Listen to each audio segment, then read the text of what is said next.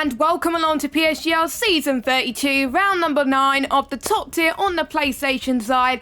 And the championship is getting very, very close indeed. 3 points separated between the top 3 drivers, and the top 2 drivers are tied on points. So anything can happen. My name is GeForce, and joining me in the commentary box as usual, we got Aiden Carter. Aiden, how you doing? I'm doing very well, thank you. Yeah, looking forward to it tonight. Like you said, it's become a very interesting championship over the past few rounds. It looked kind of set on that Rudy had this one in the bag at the halfway point, and now that is definitely not the case. It's really tightened up in the last 3 rounds or so. So yeah, really, really exciting to end off the season. 3 rounds to go, 3 drivers still in it, 3 points between all 3 of them. It's seeming like number 3 is the lucky number for us, it seems, at the moment, isn't it? But yeah, that was yeah, it was a great race last time out, of course, in Belgium as well. We've had quite a few good rounds on the trot now, so yeah, we're really into a swing of momentum at this point in the championship. Yes, we were at Belgium last week, and it was a pretty good race, but we saw Rudy, who did originally score higher in last week's Grand Prix. He got himself another 5-second penalty with a collision with Markados, so he's dropped down a few places in the overall results, which drops him down to 3rd in the standings.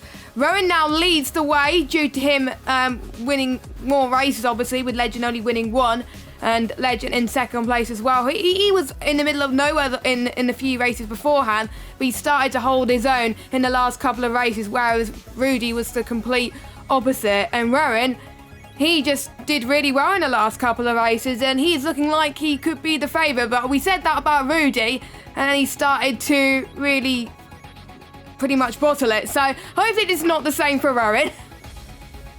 Yeah, let's hope it's not the same for Rowan, like you say. But yeah, it's been such a strong run of form for him, and for Legend as well. Of course, Legend's maybe not had the outright speed of Rowan. You've got to say, of all the drivers, Rowan's looked the fastest on raw speed, but Legend's been incredibly consistent in the last 2 rounds or so. Apart from a DNF in Monaco, he's either finished 1st or 2nd in the last 5 rounds, so he's been so consistent, and that's what's kept him in the race, even if he's not been the fastest of the 3. So all 3 of them have had really, really good points throughout the season. Rowan started off a little bit slow and is starting to build up momentum again. Rudy started off really well, and it's starting to peter off a little bit, and Legend has kind of remained consistent all the way through. So yeah, very interesting seasons from all 3 of them. It'll be interesting to see which one of them comes out on top in the end. Yeah, exactly. And Tom really must win the last 3 races with the top 3 pretty much bottling it. So Tom is mathematically still in the championship hunt, but to be honest, he needs a miracle. But there's still a fight between himself, Cazidle and Facecam as well. A few points separating them 2. So it's a fight for 4th place as well. And it's a fight for a lot of position in the constructors as well. Ferrari is still leading. The debutant of Luca Carr had a really good result last week, with Legend picking up some points here and there as well. So they got 12 points. Obviously, Aston Martin scoring the maximum with Rowan in 2nd place as well. It's really heating up in the constructors too, but we'll go to the race then, because we got the qualifying, and it looks very, very well. And the person I'm on board with is making his debut in the top tier for this season. It was the F2. He was the F2 championship leader, but he's not anymore, obviously. It was VSR Steph. It was Shizou Steph. Now he's FBR Stefano. So since he started in PSGL this season, he's known from 3 gamer tag names. So there you go. But he's fixed his wheelbase. He's about to start his lap around the rainy Australian Grand Prix. Obviously, the new layout compared to the last couple of seasons, of course. And it was last in Australia, PSGL Season 26. So a long time ago, but obviously a lot of drivers have raced it in other leagues as well. Some people racing it on the PC, of course, if it was Rudy. But yeah, I want to see how Steph does in the top tier, because he proved himself in the 2nd tier, obviously in league racing. He was in F3 the season before, so I'm excited to see what he can do. I'm glad he's finally got the chance. Yeah, I'm glad it's got the chance to. We've seen it. We say it many times, and we've seen it many times as well, that people moving up from F2 mid-season into F1 isn't as big of a step as it has been in previous seasons. And I think a good example of that is Ray in the AlphaTauri, of course, who is going to be the first person to complete a lap in these intermediate conditions as he crosses the line to set the benchmark around the Melbourne Street Circuit. And it's a 27.5, so we'll see what people can do in response to Ray's time. But yeah, Ray always seems to go well in the wet, so he's definitely a good benchmark for these kind of conditions to see where people can go. And as I say that, his teammate goes 0.7 of a second faster in the other AlphaTauri. So once again, Facecam starring in qualifying, but I think we're going to mention it a lot tonight as we're heading towards the end of the season. We're going to be talking a lot about how people's seasons have gone and how it's looking for them in the final 3 rounds of the season. I think, not to be harsh on some of these drivers, but you've got to say Asicom's probably been one of those drivers that's maybe let down expectations a little bit, hasn't he, this season? He started off the season in Spain so well with a dominant victory and has just never really been able to repeat that performance, which is such a shame considering his season 31. He ended off the season 31 with such momentum coming into this season, and it's just not really materialized for him, has it? Which is kind of a shame, and a lot can be said. A lot of what I'm saying about Asicom can be also said about Marcados, who's currently 3rd, as Legend now goes to the top of the timesheets by over half a second. That is a mega lap to start off this qualifying session for the Ferrari driver. Yep, it is, and if he's a driver that likes to perform well, he usually performs better towards the end of the season, like we saw last season. And where does he perform best? In the rain. So maybe it's a sign of things to come for the Ferrari driver. Obviously, he is tied at the moment on points with Rowan, and if he outscores Rowan tonight, he will be your championship leader with those 3 close on points as well. Legend finally got his first win a few rounds ago, but last week he managed to get a 2nd place in Belgium, so he was able to keep up his consistency. The only times he has not got a podium was obviously Zandvoort and Spain, where he scored 8 points and 2 points respectively. He had a DNF in Monaco, but apart from that, he's had a much better season. You would have predicted. He's already set purple in Sector 2, and because they're in the intermediate conditions, a lot of people won't be going back to the pits yet to just chill for a bit. They'll be setting more than 1 lap on these inters because they don't have enough for the whole weekend to use up, so you may as well go on a scrub set for a lot of the laps. So they'll be starting on high levels of fuel, and then we'll be going on to low level of fuel probably in about the 10-minute mark. That's what Legend's going to do. I think Legend's going to go even faster on his lap, and the answer to that is wow. Yes, he is. 126.081. We got a Red Bull up to the line. I think, no, that was not Namaya, that was Marlon come across the line in P12. Who's next across the line? We got an Alpine of Cazidle up to the line. He's invalidated as well, unfortunately, so I believe he will go again. I think we just got a few people backing off their runs as well. I believe Ray has backed off a little bit. Yeah, he's backing off a little bit just to go again as well. So 18 times on the board so far. A little bit further apart compared to obviously what we would expect. Of course, it is in the rain. You never know, it may dry up a little bit. So some people may be waiting in the pits, or it may stay like this for the rest of the race. I can't remember the last time it was raining in Australia, but obviously in real life, of course, as Jensen has retired from qualifying, and I'm running on board with Tom now so I can see where he is. Oh, it's right in the middle of the circuit in this newly built part of the circuit which was introduced in 2021. Wow. Tom almost avoided that, definitely, but Jensen's run and form in qualifying has not gone well, to say the least, and tonight has definitely proven it, as the Maya has now gone fast. So I can see the track is definitely ramping up a little bit.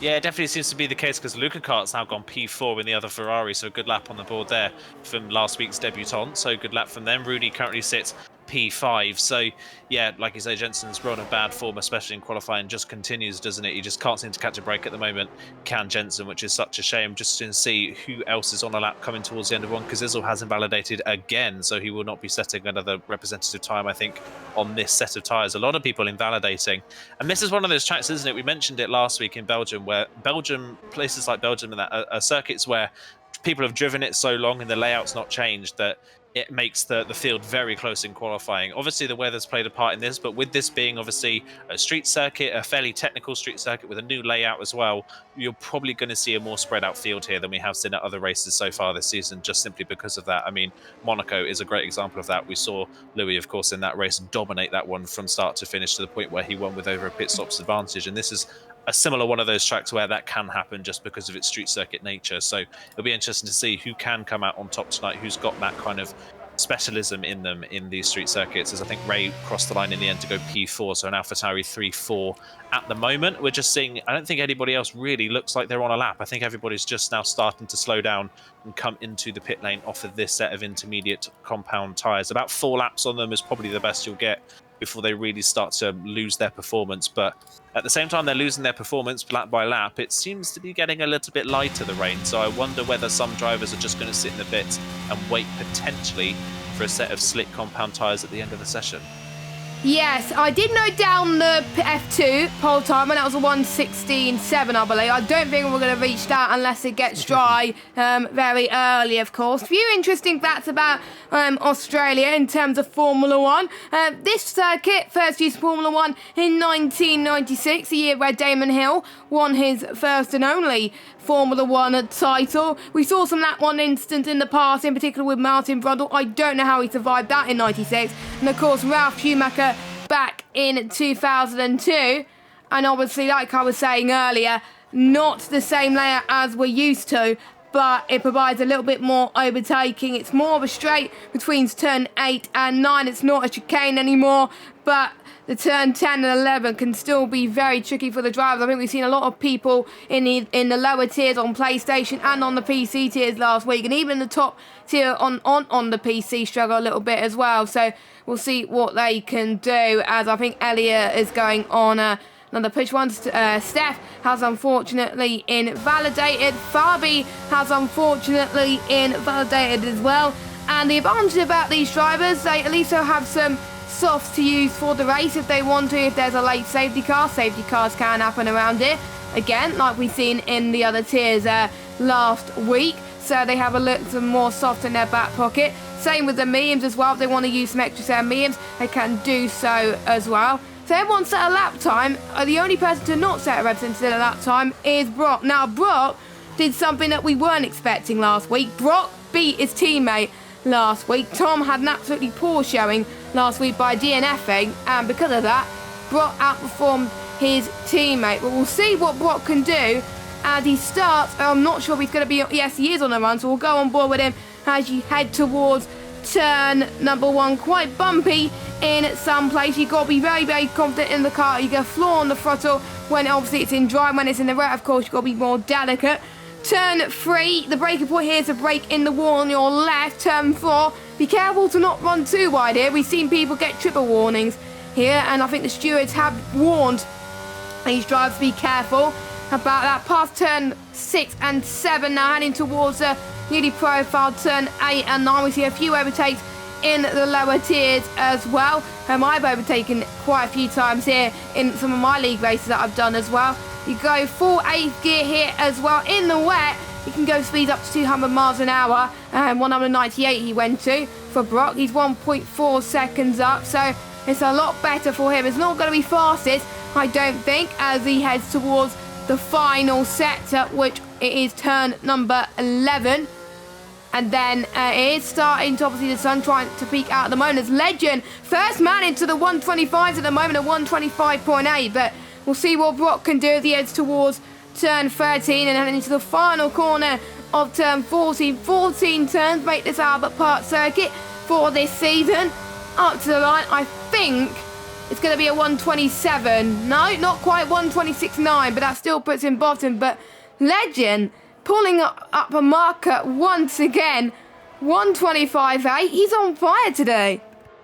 Yeah, it really is, and I think for his championship rivals, I think the last thing they wanted to see is some rain in these conditions, isn't it? Because we all know how strong Legend is in wet conditions. We'll see if any of his championship rivals can challenge. Rudy is a 10th up through the first sector on his personal best, maybe that a 10th and a half in the middle sector, but that's still not quite enough to get on terms with Legend at the top of the timesheets. Nemaya is up on his time at the moment by a 10th of a second as well, so keep an eye on the Red Bull driver, looking, of course, I think for his second pole position of the season. And as I say that, he drops the car coming out of the chicane at turn 10 and he's in the barrier, and that is how easy it is to lose the car around this circuit. You just take too much curb on the outside and it will spit you out the other side. That is exactly what's happened to Nemaya, so his qualifying session is over and done with then, and that is another victim of these street circuits. So yeah, it's going to be a difficult one in these wet conditions in this qualifying session. Rudy coming up to the line, goes onto the front row, but is still 0.2 of a second off Legend, but that is much more like it for Rudy. Front row alongside his championship rival. Where can Rowan go in the Aston Martin? What he can do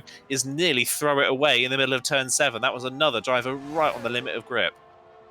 Yeah, that was very close for Rowan indeed, and you do not really want to bottle it, in particular since you've got 3 rounds left, and if it's the race where you would lose your championship fight, it would be this one, and a lot of people would talk about it if you mess up with this. So Rowan, we'll see how he does in the final sector. He is obviously the favourite coming into the final few rounds, obviously winning the most races out of everybody. He got the maximum points last week, fastest lap as well. He pretty much led the race from start to finish, but what can he do here, knowing that his main championship rivals are first and second?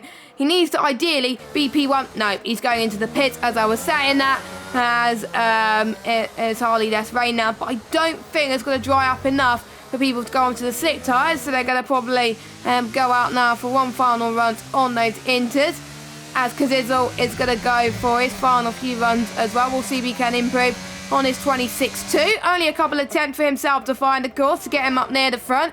Nando's had a good qualifying, a 126.0 for him, Facecam as well. So we'll see what Nando could do to see if he can get up the top as well as he goes through the tricky middle sector as well. There's a lot of traffic behind him as well that obviously the other drivers will need to negotiate. Of course, Nando has backed off, so he will go into the pits. Anyone else on a run that we can follow? Steph. Here he is. He's about a few attempts up on his previous best at the moment. Currently sitting in 15th. It does take a while to adapt, being in the top division, of course, so don't expect him to be that higher up just yet. He is still adapting, obviously, after not racing for a while due to his wheelbase. He was meant to be racing just a few weeks ago, but obviously he couldn't, but at least he's here tonight to show what everyone else is made of course. At some point, he could be moving to PC. Quite a lot of the PS guys have moved to PC every season, it seems, as well. We had Elgato has moved to PC already, and it's not on PS anymore, as Ascone goes fast, 125A. Good lap time for him. We'll watch Stefano going through the final few corners and see if he can get inside the top 10. He needs to find a bit more time than that in the final sector if he wants to do that, but you never know with a chap ramping up this fast. What could he do then? 126.3, only P11. It just shows how close it is out on circuit at the moment. Kazizzle has unfortunately invalidated. Markados, I believe, is going on another run. Yes, he is. So we'll see what he can do. But Asako narrowly beating Legend at the moment. Legend going to 125.8, but he is not improving at the moment. But he's on a run now. So we'll see if he can find the attempts he needs to get ahead of Asako.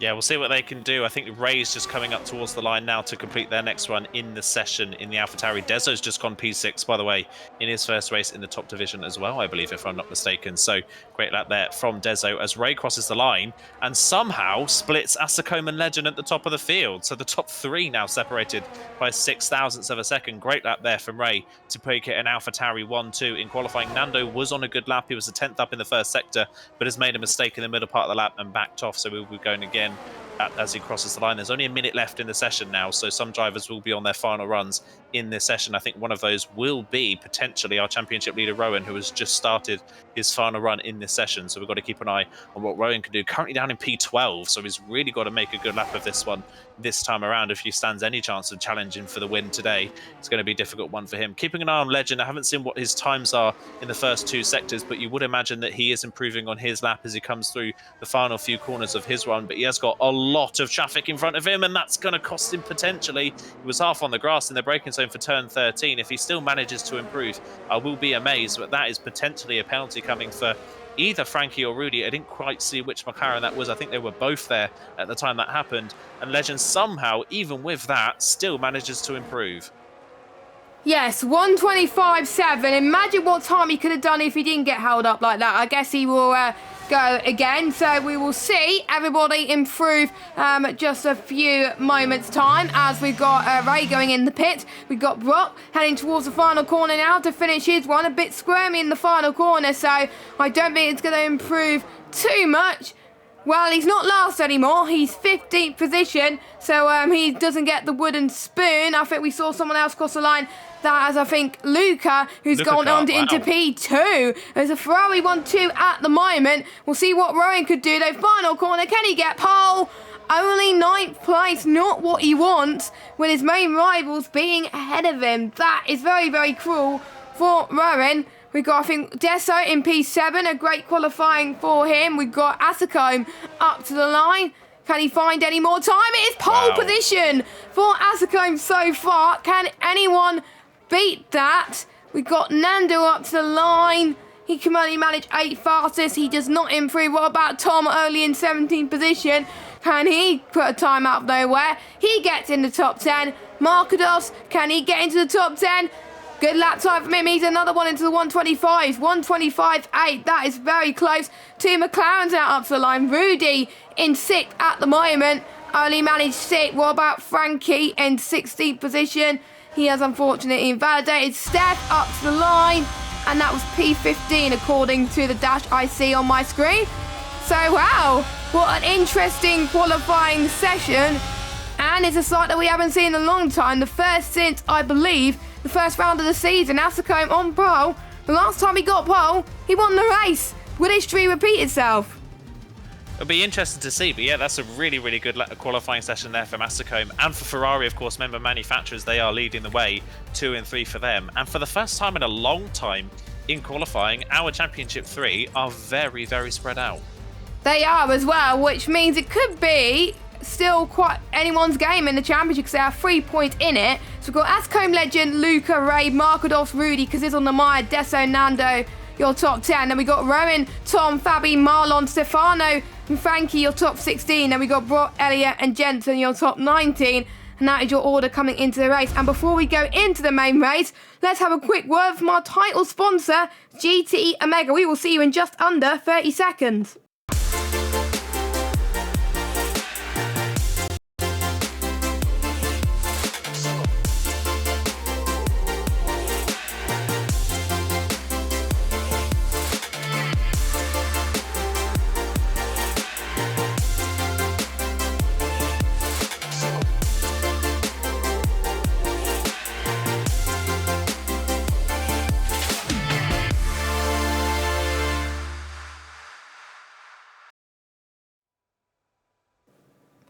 Hello everybody, welcome back to PSF1 PSGL season 32. And luckily for the drivers, it is not raining anymore, it is nice and sunny, so we will see the dry tyres being used here today for the start of the race at least. I hope it doesn't rain for our sakes because it will be an interesting race. If you just missed it, we have seen Facecam take pole for today's Australian Grand Prix, and we've got Ferrari second and third as well. The championship leaders being very spread out at the moment, which means it could be anyone's game. Certain drivers that you expect to be up there near the back as well, so they got to climb their way up the field as well. And a few debutants need to improve a little bit more to show their worth in this division. But we got a few seconds left before we get underway for the third to last round of this championship.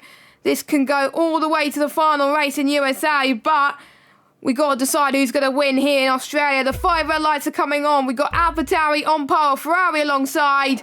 And we are underway here in Australia. And looks like one of the AlphaTauris had a very good start. And that was Ray up to third already. Lucas had a horrible start. Facecam a great start. So is Legend as well. As they all wait their way towards turn 2. As Markados is out of the race already.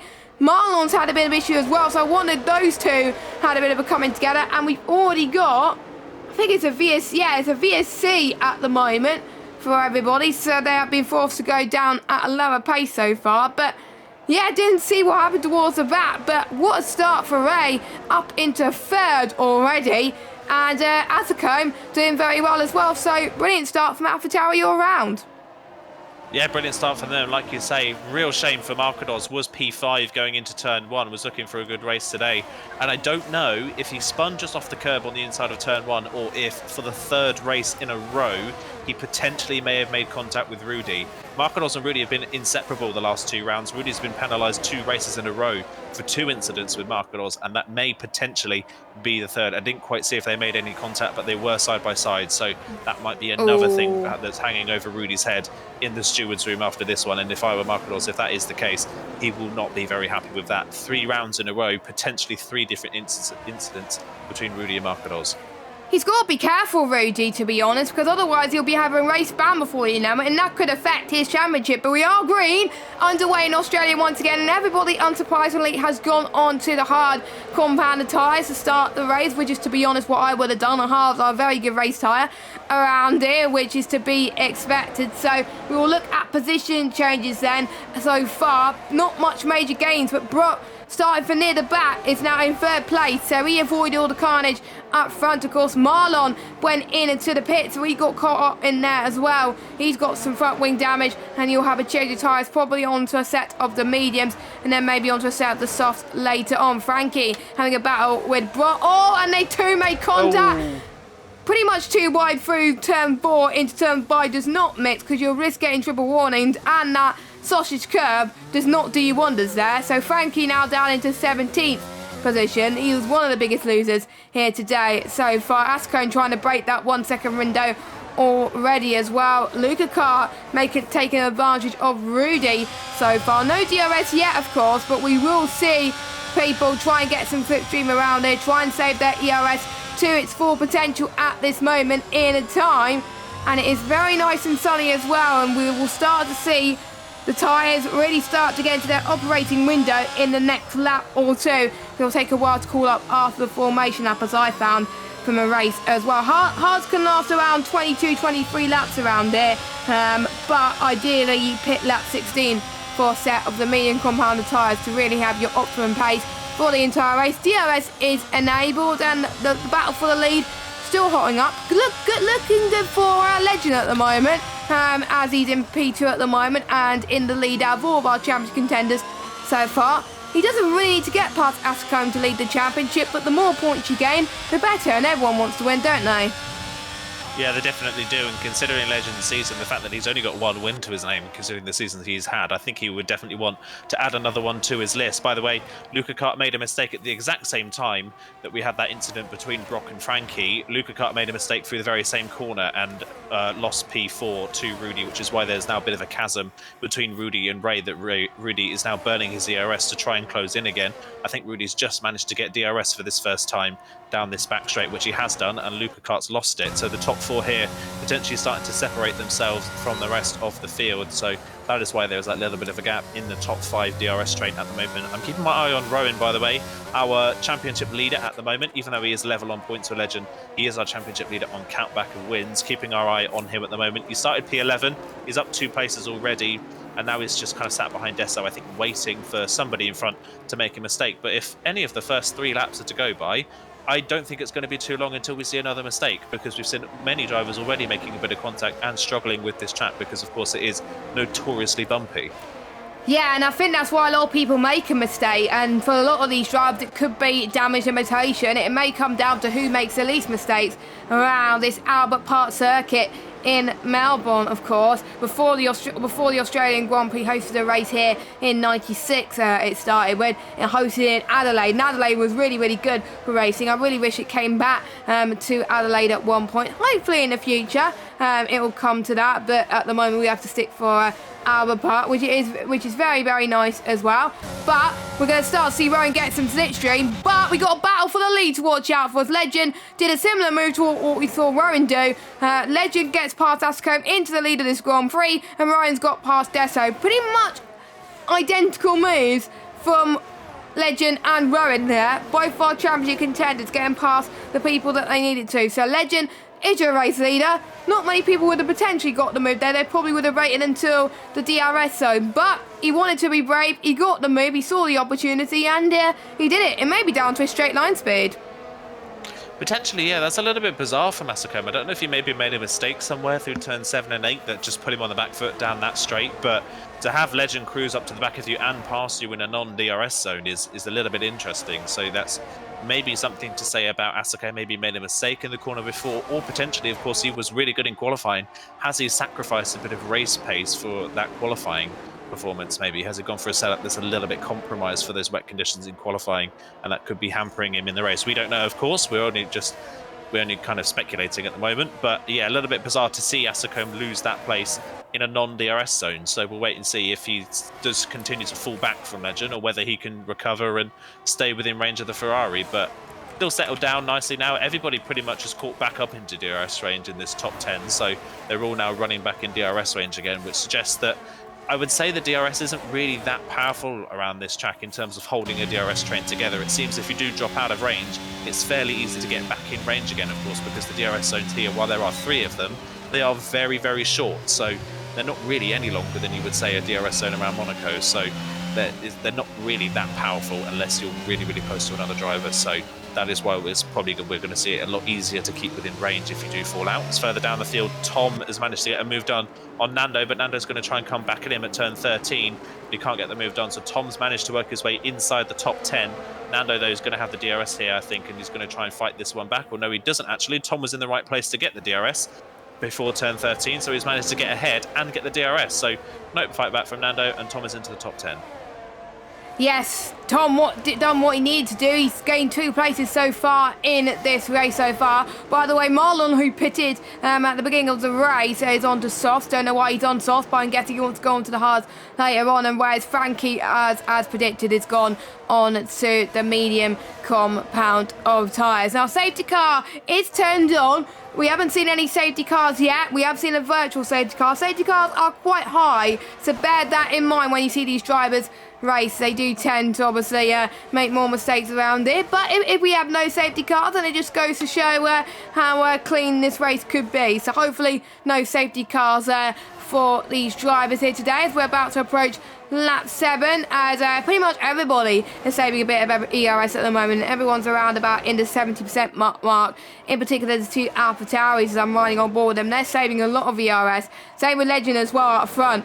Pretty much, even though if Facecam burns a bit of ERS, Legend can burn some ERS and still defend. So, yellow flag, that is one of the Mercedes, I believe. That was Brott. That's had a bit of a spin in turn 11, so that's not what he wants to pretty much end that battle with the likes of Elliott and Jensen, unfortunately. But at least he's got his cargo and he doesn't have any front wing damage. I wonder if it was just a spin. This track is also a track where it's quite common to get beached. I got my car beached on the exit turn 11 as well.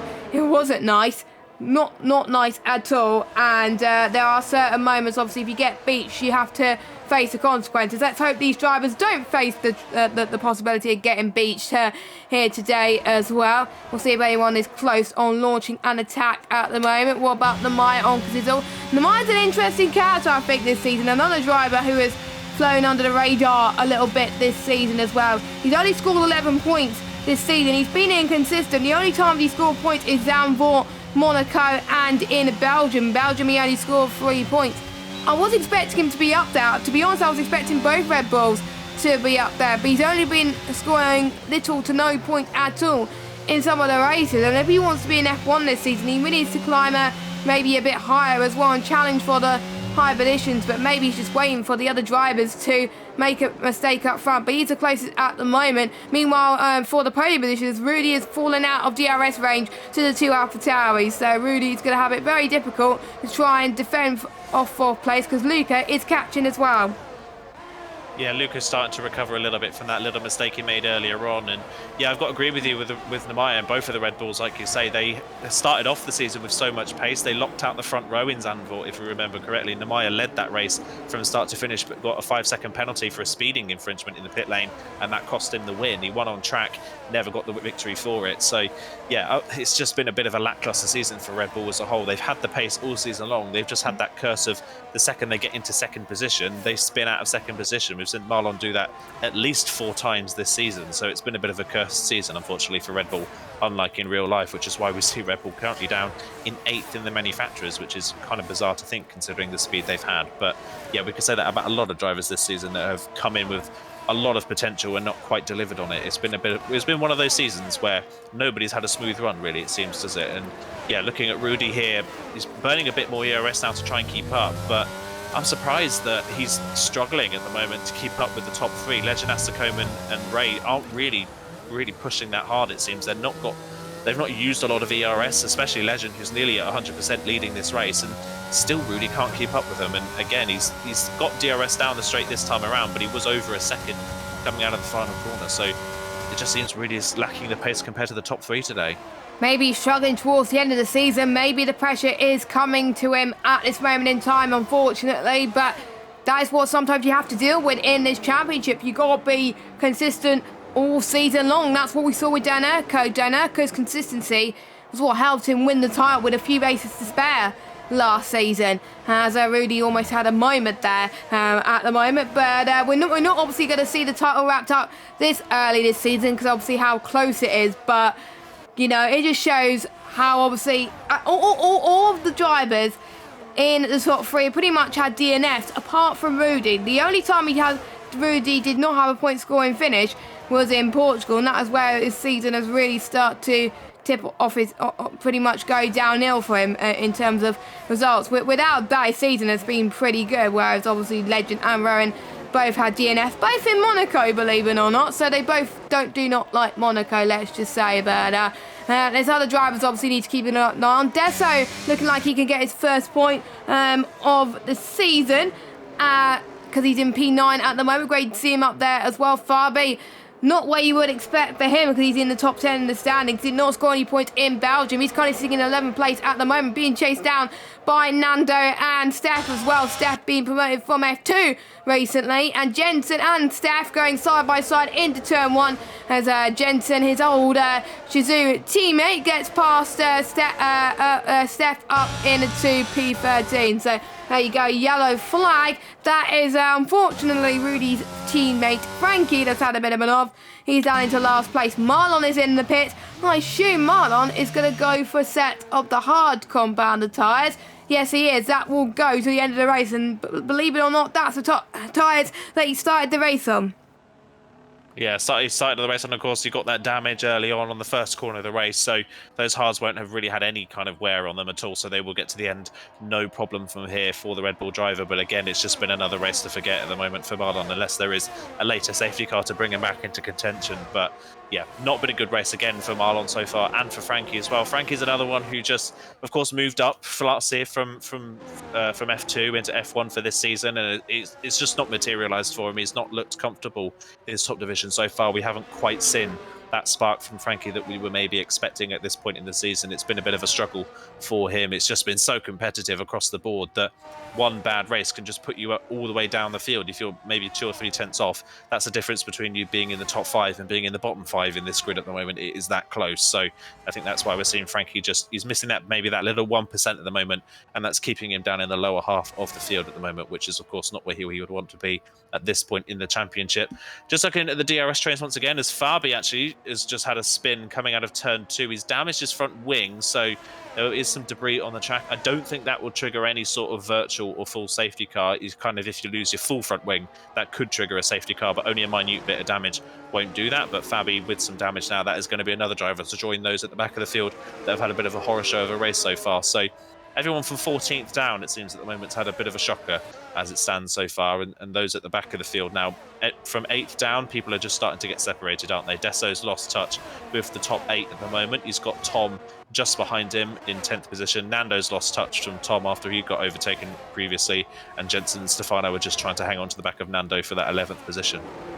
Yes, indeed, and that, you know how powerful a DRS train can be if you close up to it as well, and obviously Deso not going up to the pace as we're seeing the rest of the drivers, but don't forget it is one of his first races in his top division, so it does take a while for him to get used to. So he's doing quite well in the top 10, better than you were expecting, but you don't really want to be out of DRS when you've got the likes of Tom, Nando and Jensen potentially chasing you later on in this race. In a few laps time though, don't forget, we're going to see a lot of drivers going into the pits for their first stop of the evening, their one and only stop of the evening, for a set of the medium tyres. It will be around about, had it written down somewhere, lap 15 to 16, maybe lap 14 for the undercut potentially as well, is when we'll see people pit. But speaking of that, Fabi is deciding to go early. He's going on softs.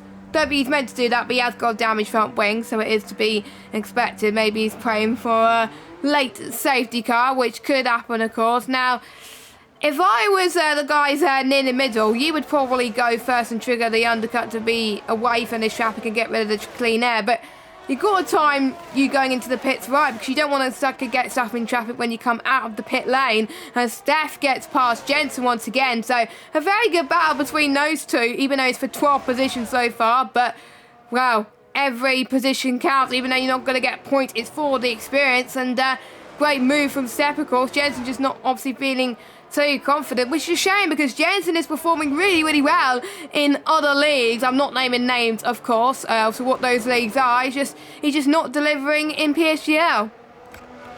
Yeah, it's a bit of a shame. Like you say, he's in other leagues. Like you say, he's been performing very well. He performs in a lot of leagues with his teammate Tom. Of course, they've raced in other leagues together for many years now, it seems, and they always seem to be on relatively similar pace. But when you come to PSGL, Tom always seems to have the edge, and Jensen can't seem to find that extra couple of percent to really thrive. And unfortunately for Jensen, he's one of those drivers, you've got to say at the moment, on the cusp of potentially being relegated for next season, because while he has had a few good point scoring runs, generally across the season he's just not had the pace to compete. He's been outside of the top 10 pace-wise for pretty much the majority of the season. A lot of his point-scoring finishes have come in races that have been a little bit strewn with a bit of chaos, and he's been able to benefit from them. So Jensen is running at risk, along with, you've got to say, people like Elia, and even despite his great performance last week, Brock as well, they're kind of running the risk of relegation at the moment as we're getting into that point of the season now where we're starting to look at season 33 and where these drivers are going to go potentially for next season, whether it's to PC or whether it's down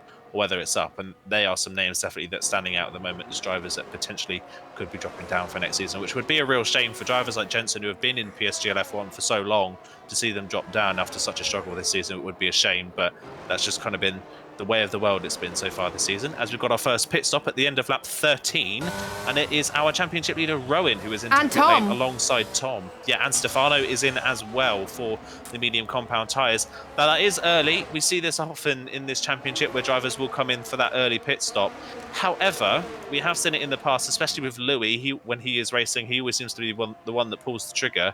Even if you do go early, it doesn't guarantee you a massive undercut, and then you struggle later on and you plummet down the field. So I wonder, really, I do wonder with this new tyre feature, with this new tyre warm-up as it is now, if your hard compound tyres are still performing at a decent level, which they will be at this point in the race, the hards won't be struggling for pace at this point in the race. I really doubt if the undercut's going to be that powerful, and whether these mediums, if they do pit now, whether they're going to have the advantage maintained to the end of the race. Because if you're someone like Asacombe or Ray, maybe, who stays out to somewhere like laps 16 or 17, you'll have 3 or 4 laps less on your medium compound tyres, and I don't think the undercut is going to be all that powerful.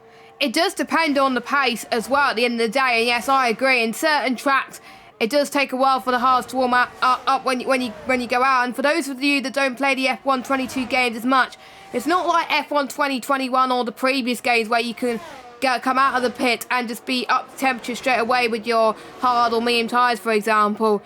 You've really just got to warm your tyres as if it's a formation lap, pretty much. You've got to weave your tyres, get them up to temperature. If you go flat out straight away, you're probably going to end up spinning. So we are starting to see more people responding to that undercut then. So we got Asacombe then, who was in second place. He's now going to see what he can do, and the overcut has worked, it seems. So Asacombe is the lead of this train at this moment in time, but obviously he was in the leading bunch. Everyone else was obviously at the front bunch, of course, as Deso did not benefit from that undercut, overcut, unfortunately. It's a quite interesting battle for looks like P9 on track right now, as Rowan just about holds on to P9, but Elia looks like he could get P10 off Kazizzle, of all people, as well, on those hard tyres. You were talking about those hard tyres, Aiden, earlier on, just a moment ago, that you don't have to pit right now if they feel too good. We're seeing what the hards could do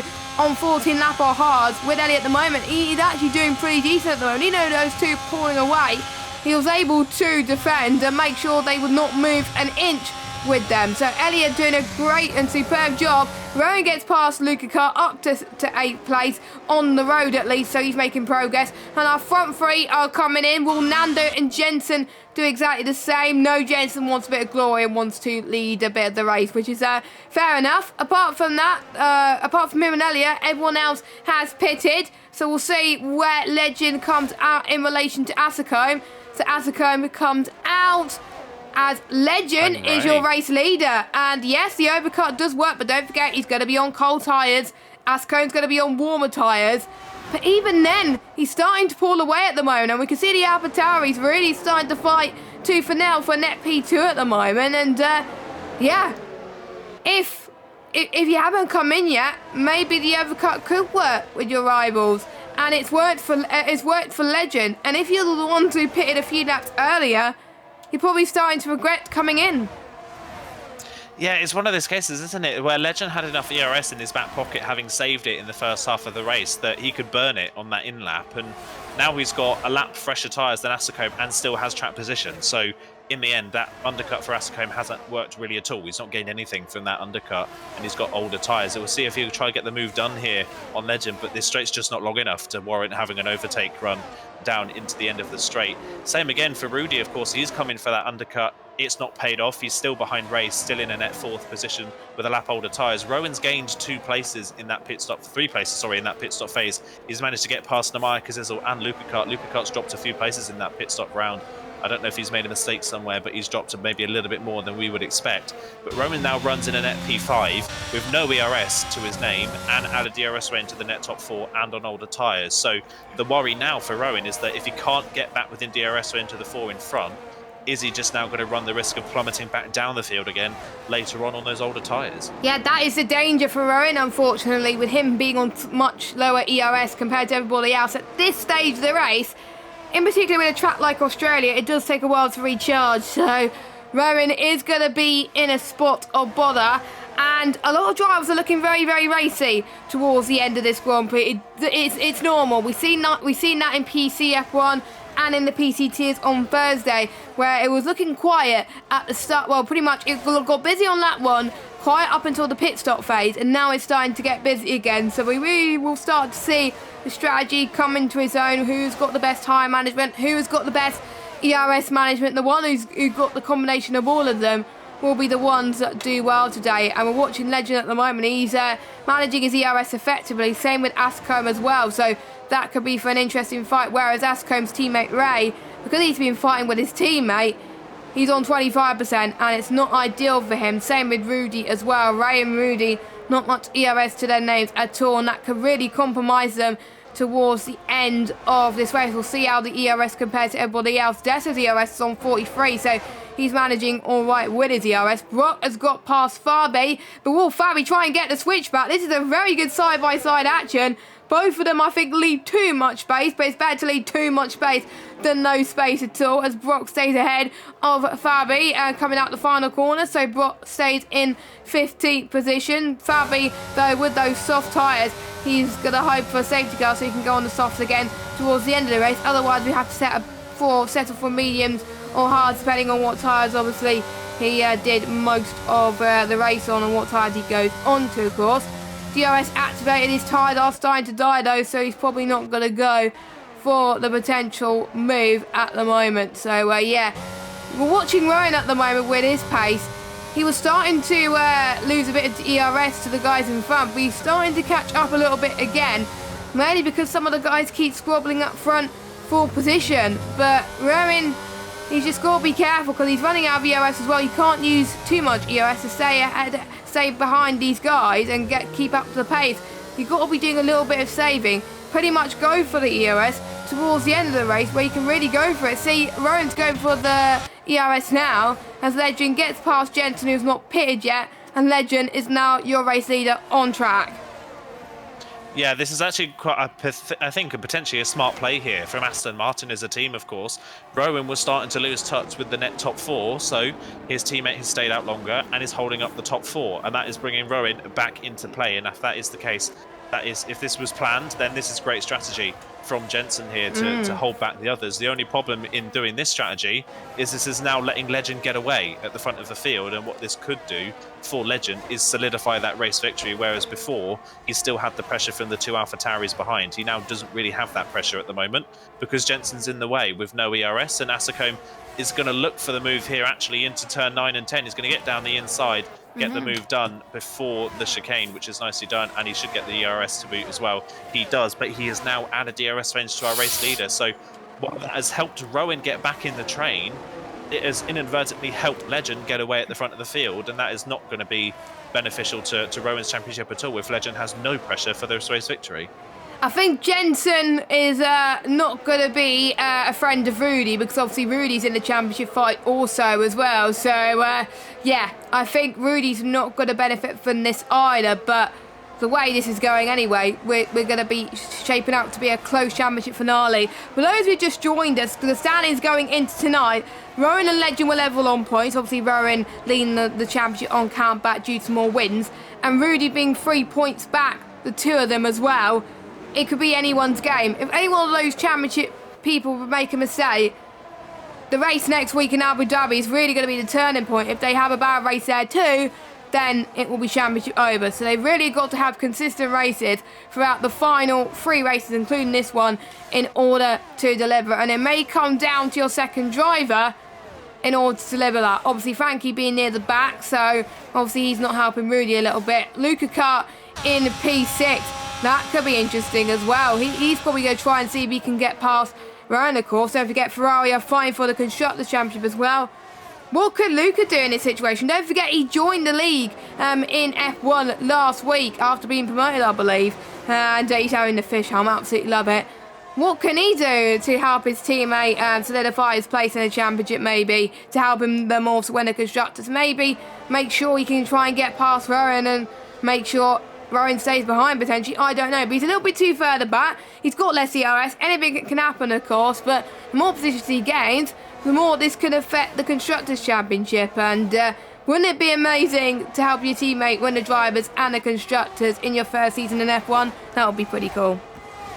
That definitely would be pretty cool. Yeah, Luca Kart's in a really good position here, isn't he? Like you say, he's on the back of Rowan. He is starting to lose touch a little bit, but just at the final corner there, Rowan had a huge snap of oversteer on the exit curve. So I think it's fair to say that Rowan is pushing like crazy at the moment to try and keep up with the drivers in front, which is a bit unlike of what we've seen from Rowan in his past few rounds. He's been leading from the front for the majority of the past 3 rounds, and this time around he's the one doing the chasing, which we're not really used to seeing. But yeah, if Luca Kart can get in and amongst it, then that would be great for him and for Ferrari going forward. So that will be a big factor for them for the rest of this race. But he's got Kazizel right behind, who's looking pretty racy as well with P7 in that Alpine. Namaya as well, just off the back of this train.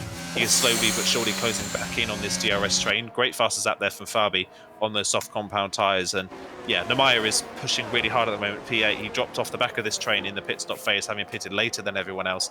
He is now slowly but surely reeling himself back into play for the latter stages of this race. And yeah, as it stands, I think Luca Kart there has just lost DRS down the pit straight. So just as we're hyping up Luca Kart to have a run at Rowan, I think he's just about starting to lose touch a little bit with Rowan in 5th place.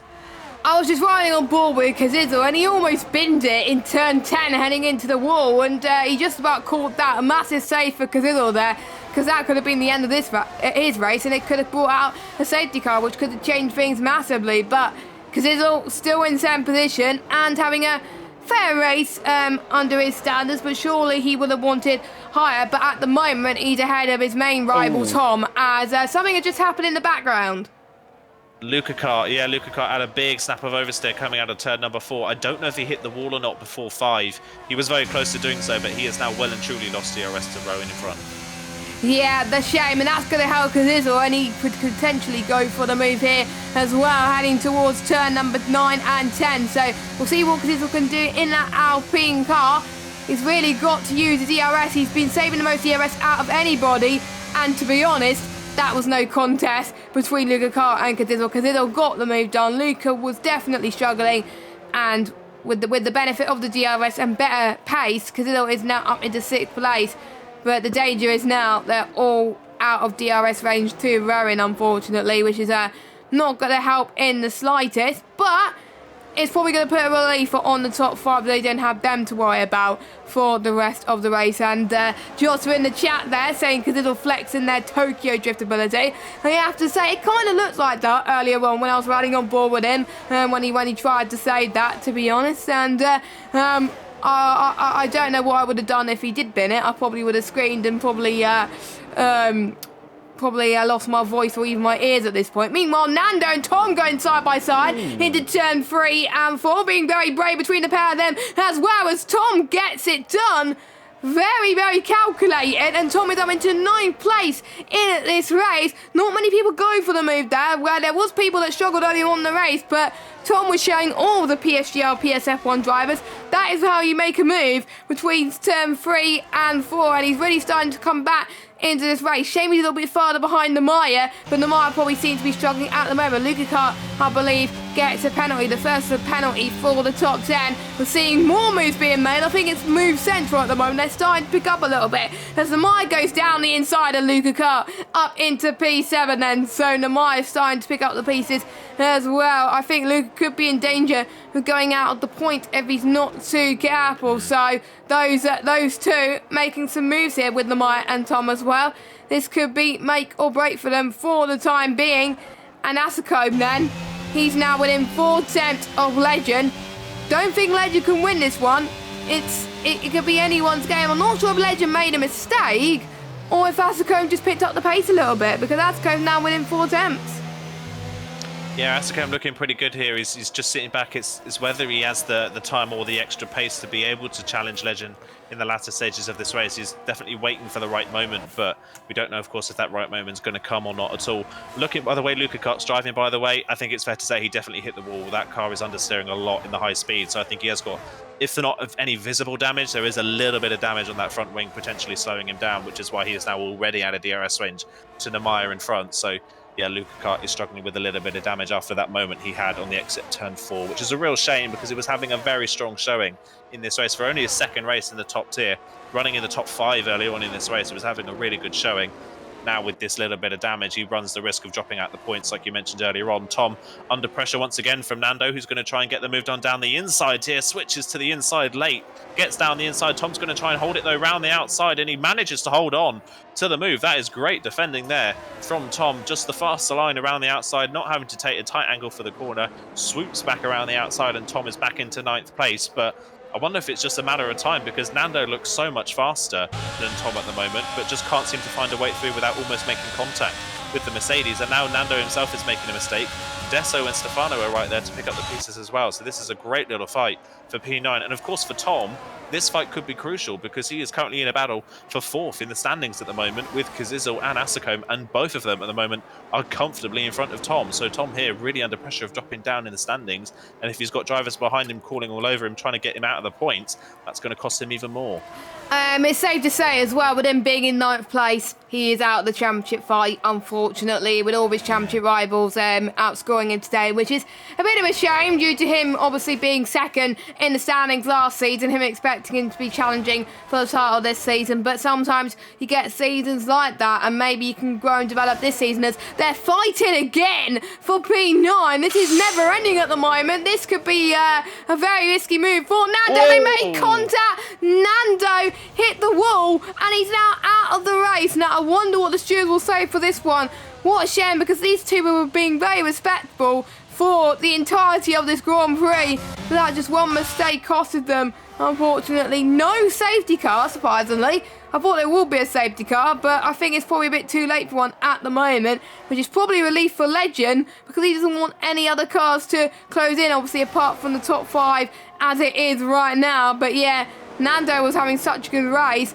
It could be a fight between Deso and Stefano for the final point, and that'll be good to get for Steph to get his first point in F1 on debut after being promoted. That'll be a very, very good scene. It could happen with Luca's penalty, but we'll have to wait and see due to obviously Luca's damage. But Legend, I think, had a bit of a kick in the teeth. He thought he was going to get a safety car, but he was probably relieved that he isn't going to get one. But Asacombe is looking very quick on the straights right now. This could be make or break for Legend. Legend, he's got a big thing about the championship at this point. He's ahead of his championship rivals. If Asacombe gets past him, doesn't matter. He's not going to lose that point at the end of the day, as Farby has retired from the Grand Prix in the pit lane. So that is his race done and dusted. Rowan is just closing in on Rudy at the moment. So that's 2 championship rivals fighting, and we've got Legend and Asacombe fighting as well. I wonder what Ray will have to say about this as well. That he could play an interesting part of this race as well. I'm very excited to see how the rest of this race will unfold. I believe there was a lap car coming out of the pit, I believe, all just moving out of the way. I'm guessing. No, he wasn't going into the pits because no one else was pitting. He was just probably, yeah, he was just moving out of the way because he was lapped, of course. But yeah, if I was Ascombe, what lap would you go for the move? Would you go this lap, or would you go the final lap, or would you go the lap before that? I think we've seen it so many times in the past where people wait to the last lap to get the move done, and then they've missed their window of opportunity. They've waited too long and the opportunity's not there on the final lap. I think you've got to do it before the final lap and then defend. If you're attacking on the final lap, you've only given yourself you've really pigeonholed yourself into one opportunity, and that may not come for you. As Ascombe again is putting the pressure on into the chicane here on the back of the Ferrari, but not close enough to think about a move. But is he going to be close enough down this straight? He's taken a lot of curb on the inside there of turn 10. Has he got the run potentially down the straight? Legend is moving all over the road trying to break the toe, but again, that straight's just not long enough, and Ascombe doesn't quite have enough straight line speed to get to the back of the Ferrari and get the move done. So he's applying the pressure, but he's not quite close enough to make a move yet, is Ascombe. It's been a great race from both of them so far. Has Ascombe got enough left in the tank to try and challenge for this? And further back as well, Rowan is all over the back of Rudy here, potentially for 4th place in this race. So still a lot of a fight going on further down the field in this race as well. But I think Ascombe just needs to find maybe another 10th here or there, but he is now starting to derate as well, whereas Legend has got a bit more in the tank. So Ascombe is burning a lot to try to fight this one. Is he going to think about a dive bomb move somewhere? Is he going to think about a late braking move? Not into turn 3 this time around. You can see him thinking about it. He's moving left and right, trying to find a gap. He is definitely thinking about a move, but he's just not quite close enough to make the move just yet.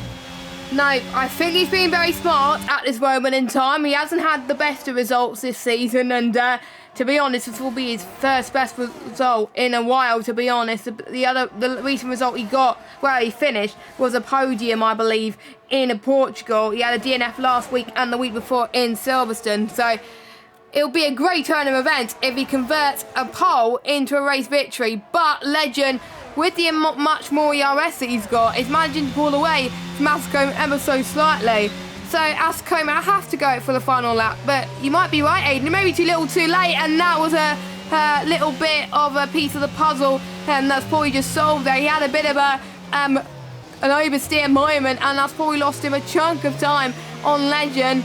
He's got to really improve on his straight line speed, and yeah, Legend's starting to pull away as well and using more of his ERS. He's not even using his ERS at all at this moment. And Stefano and Luca are fighting for the final point of this race as Steph gets past Luca up into 10th place, and it will be points at the end of the day because Luca and Elliot have got penalties, but he wanted to get on the road at least at the time being. Ascombe has brought the gap down to 4 tenths again. This could be getting very, very tight at the moment, but don't forget, for some of these drivers, there could be serious investigations, maybe with Rudy on Marketos.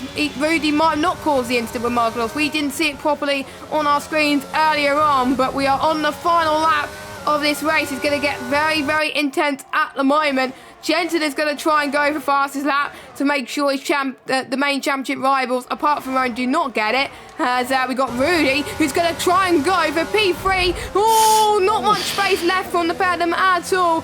Rudy, I think, being a little bit too ambitious there, and that could have costed him huge in his championship fight. Rowan's going to try and go for Rudy, but it doesn't pay off for him, unfortunately, as well. I wonder what the Shields will have something to say about that, but we'll watch Legend come across the final corner. His last race victory was in Portugal. He's going to get another race victory, which will solidify his lead at the top of the standings. Legend wins in Australia. Ascombe with a great result in second. So close to the win at the end of the day, but it just wasn't meant to be. Ray in third. A great result from AlphaTauri today, and great result for Ray. His best result of the season by a mile. Rudy in fourth. Rowan in fifth. Lamaya in sixth. Kazizel in seventh. Tom in eighth. Just about beats Dessa up the line. And congratulations to FER Steph on his PS F1 debut. He gets points. 1 point. I know it's 1 point, but to be honest, with his high caliber drivers, I have to say, very impressed. How many positions does he gain? He gained 5 places, so I had to say, solid race for Steph. Yeah, a really solid race for Steph, like you say, in his first race to the championship. Desso as well, we can't forget, this is the first race of the season as well for Desso. And he has also scored points on his debut in the season as well. So great drives from both of our debutants in the season tonight to both end up in the points. Really, really solid drives from both of them as well. Yeah, what a race. It started to get very tasty at the end. It didn't quite materialise into that battle for the win.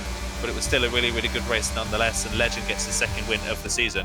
I tell you what, Legend had maybe a bit of a slow start by his standards, but as he did last season, he's coming on song late in the season. That is his fourth top 2 finish in a row and his second win in 3 races. So he's been incredibly, incredibly strong in these last few rounds, and to add another win to that has been very, very strong from himself. And yeah, shout out as well, of course, both AlphaTauris on the podium. Great drives from both of them, and hopefully they can carry a bit more of that momentum going into the latter stages of the season.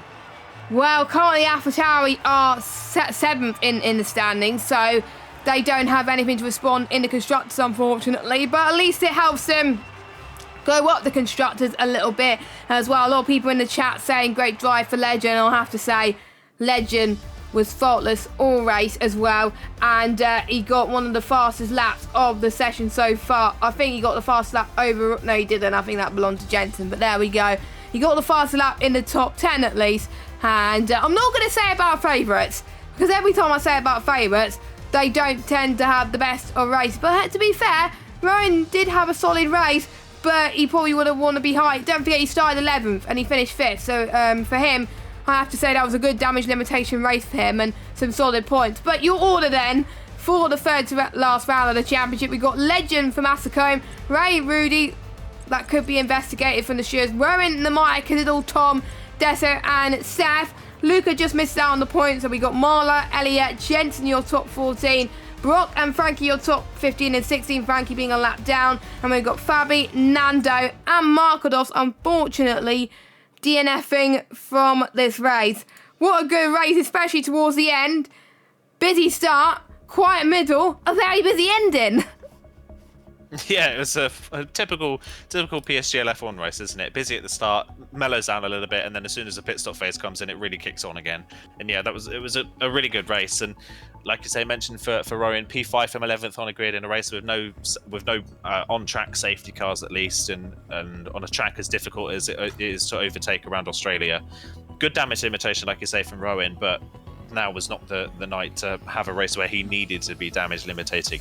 He didn't need that poor qualifying. With a better qualifying, he would have been much more in the fight for at least a podium in that race. So yeah, he's got to. You've got to say for Rudy and for Rudy and Rowan now, they've got to recover somewhat in Abu Dhabi next week, because if Legend can continue this performance of just finishing first or second as he has done in the last four rounds, then he's going to be unstoppable. Even if he finishes second in the next 2 races, Rowan's going to have to win both of them, and Rudy the same, to still win this title. So if Legend can keep this performance up and keep getting first or second place finishes, then he is now definitely the favourite for this title.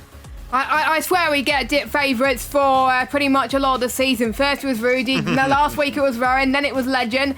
It may switch to Rudy next week. You don't know. It could go either way. That's what I like about this championship this season. Probably the closest I've ever commentated since I started last season, to be honest, as well. Hopefully we'll get an interview from Legend. I think Legend was very keen to be in interviews this week. Unfortunately, his Discord was not behaving very well last week, so we didn't get, obviously, interviews. So let's, if I go on to my stream deck and get the interview slide, there we go. So I'll see if I can drag him in, as he can try and speak to us. I'll try and get him before he appears off the waiting room. That's a start. So let's have a chat with our race winner for this week, Legend. Legend, can you hear us? I can hear you. Can you hear me? Yeah, we can hear you loud and clear, Legend. First of all, massive well done on your victory today. Great battle between yourself and Facecam, and you're now the championship leader, de facto championship leader now, because obviously you got more points now. So how does it feel to have another good race under your belt? Yeah, first of all, it really feels very great, very good. And yeah, like I said, second half of the season is going well so far. And that was planned, so hopefully there are 2 races left. Anything can happen, but yeah, I hope I can continue this form and win the championship. Yes, and obviously it started off with a wet qualifying, and obviously we know how much you like the wet conditions. Unfortunately, you didn't convert it to pole, but you were managing to get some lap time, great lap times early on in the session. How hard was it to adapt to a track that obviously was updated this year on the F122 game and hasn't raced in a while in PSGL? Obviously, you put practice in other leagues as well. Was it hard to adapt from the previous Australia track to this one on this game, do you think? No, not really, because you have one longer straight, so there's one braking zone less, so it is easier. But apart from that, I think the track has been easier to drive than last year's, and I really enjoy the track. Although I feel like on PlayStation it is a little bit not the best track, but on PC I've drove a few laps on there and it feels amazing. So yeah, I love the track, but it's not my favorite, but it's a good track. I was about to say if you found it easier, and you already answered my question, so that was good that you didn't your answers there as well. Obviously, going into the final 2 rounds as well, you are leading the championship. You got Rowan and Rudy behind you now. What are you gonna do to try and stop him? Because you know how obviously Rowan had his good result last week. He got the most wins. Obviously, Rudy's struggling a little bit, but he knows he can fight back as well. What are you going to do to avoid not becoming complacent and delivering at your best for the final 2 races? Same like I did today. That's winning. Go for the dub, I see. I like a good answer as well. Very, very confident. Aiden, do you have any questions? I think I'm going to go for the same question I go for pretty much every week. Congratulations, Legend. Next week, of course, Abu Dhabi for the penultimate round of the season. Obviously, you want to keep winning for the rest of the season, and you've done such a good job as of recently finishing first or second. Is Abu Dhabi a track where you're going to be finishing second, or is it a track where you're going to be winning? Winning, yeah. Definitely winning, yeah. Definitely one you enjoy. Yeah, and then, of course, we obviously know Kota, of course, is a great track for yourself. We've mentioned it a million times before, but your performance there last season was absolutely incredible. Do you think it's a case of you, like you say, you want to keep winning for the rest of the season, but is it a case of you want to wrap up this championship as much as you can before Kota, or are you not too worried about that? Well, first of all, I have to see how in Abu Dhabi the race goes. Obviously, the championship will be in my mind there, but yeah, you know, if it goes to the last round, then yeah, that's fine as well. But yeah, hopefully I can wrap it up in Abu Dhabi, but yeah, it will be hard, but I don't really mind if I win it in Abu Dhabi or in the last race. As long as you win it. Yeah, I was going to say, a win is a win either way. It doesn't matter where you get it. But yeah, congratulations on your second win of the season, Legend. Great performance from yourself today. Thank you. And that was our interview with Legend. We'll see if anyone else wants to speak to us. Doesn't look like it at the moment, unfortunately, which is a bit of a shame. Hopefully we would have liked to speak to Asacombe, but unfortunately Asacombe doesn't want to speak to us at this moment in time. But we are about to wrap up this F1 stream. Aiden, any final thoughts before we wrap up? It's getting interesting again, isn't it? The championship keeps taking a different swing every week. Like you mentioned a few minutes ago, it started off with Rudy looking like this championship was already sewn up halfway through, and then Rowan was on a great run of form and he looked like the favourite, and now Legend all of a sudden looks like the favourite for the championship. It just keeps changing each week. I mean, who knows what's going to happen next week? But yeah, it's been such an interesting championship. I can't wait to see what these final 2 rounds are going to bring, and they're 2 tracks that are very different from one another and provide very different styles of racing. So yeah, it's going to be a really interesting way to finish off the season. I'm really looking forward to it. So yeah, can't wait for it. Can't wait for the final 2 rounds. And Abu Dhabi, another track where it has changed, obviously, since the last time we raced on this game as well. A few changes in the second sector as well, which I prefer and some people don't. Charles Leclerc actually prefers the old version of the circuit, but I definitely like the new version of the circuit. A lot better, a lot more overtakes, and Abu Dhabi is usually a very good track for league racing, so I think next week is going to be very, very entertaining indeed. So before we go, make sure you like this video and like the stream if you're watching it live, and also hit that subscribe button We're on a good amount of subs at the moment, so make sure you check us out. Hit that bell as well so you can be notified what streams are coming up. We got GT7 tomorrow. I believe that's at 8 p.m. And of course, we got PCF1 on Wednesdays. They go on to Abu Dhabi for the second round of their championship as well, with George Morgan and Jack Canaan take you through the action. And then we got the lower PC tiers on Thursday, and then we got myself and Aiden take you through the action next week. Before we go, make sure you check out our sponsor, GT Omega. You can get 5% off GT Omega products by using the code PSGL. Click the link in the description. And also one of our new sponsors, Williams Esports, where you can book tickets for their Williams Esports Centre, which I played at the beginning of the stream. I will play at the end as well. You can get tickets for their event, one of which is this Thursday if you want to sign up and do a bit of racing in the esports facility. And I looked at the pictures and it looks really, really decent. So yeah, check those sponsors out. Follow us on Twitter and Instagram as well, Premier SimGL. And have a good evening, everybody. For myself and Aiden, we will see you same time next week for the amazing Abu Dhabi Grand Prix. Will Legend wrap it up next week? We'll find out in a week's time. See you soon. Bye-bye.